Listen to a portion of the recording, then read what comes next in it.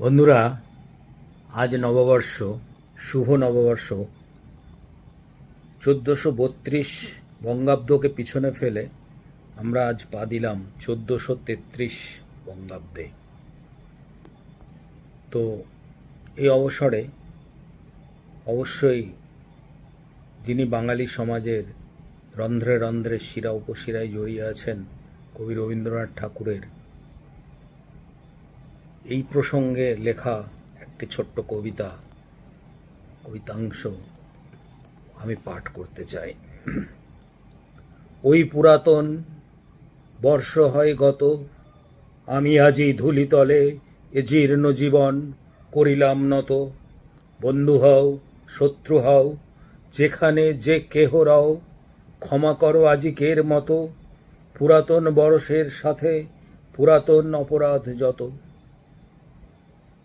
নমস্কার বন্ধুরা। কবিগুরু মানব জীবনের যে কোনো পরিস্থিতি, যে কোনো রকমের আগমন প্রস্থান, সমস্ত বিষয়ে খুব কম বিষয় পাওয়া যাবে যেখানে রবীন্দ্রনাথকে খুঁজে পাওয়া যাবে না। আপনার জীবনের যে কোনো পরিস্থিতিকে ব্যাখ্যা করতে গিয়ে, বুঝতে গিয়ে যদি আপনি ভাবেন যে এই নিয়ে রবীন্দ্রনাথ কী বলেছেন জানতে চাই, যদি খোঁজেন, যদি অনুসন্ধান করেন, যদি রিসার্চ করেন, আপনি অবশ্যই পেয়ে যাবেন। More than 90% chance. My salute to কবিগুরু। প্রত্যেকবারেই যখনই একটা বঙ্গাব্দ পার করে নতুন বঙ্গাব্দে পা দিই, আমি তো করি, আমরা সবাই মনে হয় একবার করে রবীন্দ্রনাথকে অবশ্যই স্মরণ করে নিই।